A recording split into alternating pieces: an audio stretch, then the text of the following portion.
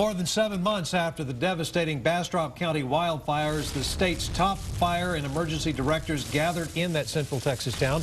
They talked about what went right and what went wrong in the firefight. When the fires struck in early September, 34,000 acres were destroyed, some 1,670 homes.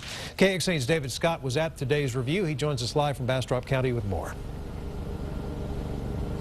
Robert, you have to take into consideration that Texas leads the country in natural disasters, hurricanes, tornadoes, floods, and of course, wildfires. In fact, the wildfire that scorched Bastrop last fall was the third worst in U.S. history. It was a monster. Today, state leaders on fires and Forest Service, the Texas National Guard, and emergency managers, along with local officials, spoke to the State House Committee on Agriculture. They told them more than 1,000 firefighters battled this blaze, firefighters from across Texas, as well as from other states. The Texas National Guard dropped 1.4 million gallons of water in the fire, but about half of that evaporated on the way down because the heat was so intense. They were facing 12 months of a record drought leading up to this, 40 to 50 mile per hour winds, all of this a force of nature that just couldn't be contained. When we move into those forested areas, we need to make sure that we have taken mitigation measures around our homes to protect our homes.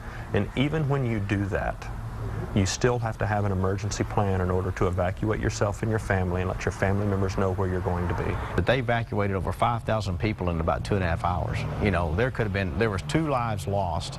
Very unfortunate that any were lost. But out of this situation and the firestorm that hit Bastrop, to only lose 2 and to evacuate that many people in that short a time was phenomenal.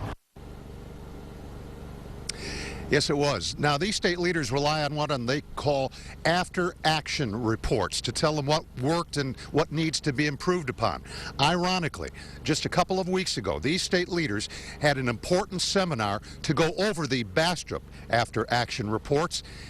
And that's when that string of tornadoes touched down in Dallas. They say what they learned from the Bastrop reports helped them in their communication and coordination on that tornado relief efforts. And by the way, the Major General who heads up the Texas National Guard, he is very angry with the feds, and it could affect your safety. I've got that angle all new for you tonight at 6. David Scott, KXAN News.